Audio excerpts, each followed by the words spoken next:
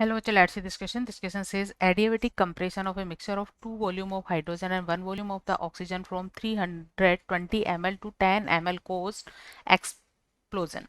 The initial pressure and the temperature of the gaseous mixture were 1 atmosphere and 27 degree Celsius. What is the pressure of the gaseous mixture at the moment of explosion? Key concept for this question is this is a adiabatic reversible process adiabatic reversible process और adiabatic reversible process के लिए PV gamma constant होता है की concept for this question is this is reversible adiabatic compression and for this process PV gamma is constant और gamma value होती है f+2 divided by f where the f is degree of freedom. It is the degree of freedom for the gas. अब gas कैसी है, यहाँ diatomic gas है और diatomic hydrogen और ऑक्सीजन कैसी है, डायटोमिक गैस है और डायटोमिक गैस के लिए degree of freedom for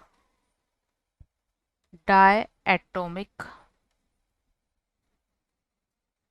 gas F value होती है 3+2 इज इक्वल 5. 3 यहाँ ट्रांसलेशनल मोशन की वजह से और 2 रोटेशनल मोशन की वजह से, क्योंकि di atomic gas molecule linear होते हैं तो 3 एक्सिस के अलोंग रोटेशन नहीं हो सकता, 2 एक्सिस के अलोंग रोटेशन पॉसिबल है, इसलिए टोटल डिग्री ऑफ फ्रीडम होता है 5. सो यहाँ इसके लिए गामा वैल्यू हो जाएगी 5+2 डिवाइड बाई 5 इज इक्वल 7/5. सो हम गामा की वैल्यू इस इक्वेशन में पुट कर सकते हैं.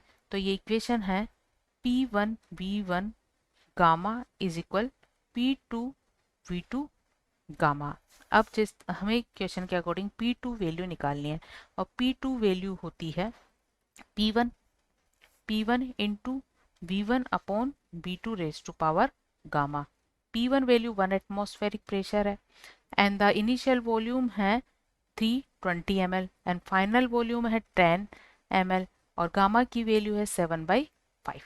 सो इसे कैलकुलेट करने पर ये वैल्यू मिलती है हमें 128 एटमॉस्फेयर, क्योंकि P1 वैल्यू 1 एटमॉस्फेयर है तो ये वैल्यू मिलेगी 128 एटमॉस्फेयर.